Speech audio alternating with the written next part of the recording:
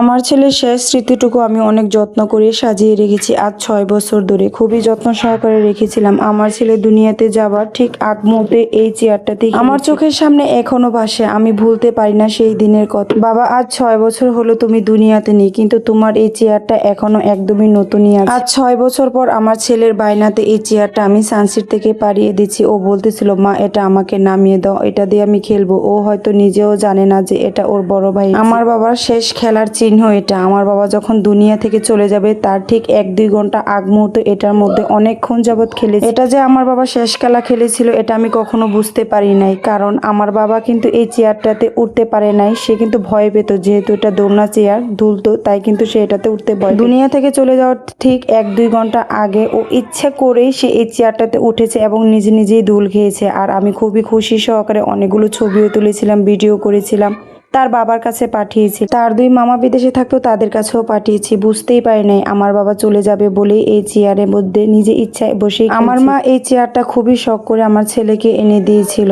তারা কিন্তু সিলেটে গিয়েছিল হযরত শাহজালাল শাহপুরান মাজারে, সেখান থেকে এই চেয়ারটা অনেক কষ্ট চেয়ারটা নিয়ে এসেছিল তার নাতিনের জন্য, কারণ তারা কিন্তু বাসে জার্নি করে গিয়েছিল এসেছিল, তারা নিজস্ব কোনো গাড়ি নিয়ে যায় না, তাই এই চেয়ারটা আনতেও কিন্তু অনেকটাই কষ্ট করে রেখে দিয়েছিলাম বলে চেয়ারটাতে অনেক বেশি ময়লা পড়ে গিয়েছিল। চোখের পানি অঝরে মুছছিলাম আর এই চেয়ারটা আমি মুছছিলাম, ভালো করে পরিষ্কার করছি। অসন্তুষ্ট হই না, আল্লাহর কাছে লাখ শুকরিয়া। আল্লাহর মাল আল্লাহ আমাকে দিয়েছে, উনি আবার নিয়ে চলে গেছে, আল্লাহ আবারও আমাকে দিয়েছেন, আলহামদুলিল্লাহ। কিন্তু বাবা, আমি তোমাকে কখনোই ভুলবো না। আল্লাহর দুয়ারে আমি ফরিয়াদ করি, আল্লাহ যেন সেই পরকালে তোমার সাথে আমার দেখা করিয়ে দেয়। চেয়ারটা আমি পেরেছি ঠিকই, কিন্তু হয়তো আবারও আমি সুন্দর করে কাপড় দিয়ে মুড়িয়ে উপরে রেখে দিব। আমি যতদিন বেঁচে থাকবো আমার বাবার এই শেষ চিহ্নটা আমি দেখবো, এতেই আমার শান্তি। উপরে বাবা, তুমি ভালো থেকো, তুমি জান্নাতের বাগিচায় আছো, কারণ তুমি নিষ্পাপ। ইনশাআল্লাহ আল্লাহ চাইলে তোমার সাথে উপরে আমার দেখা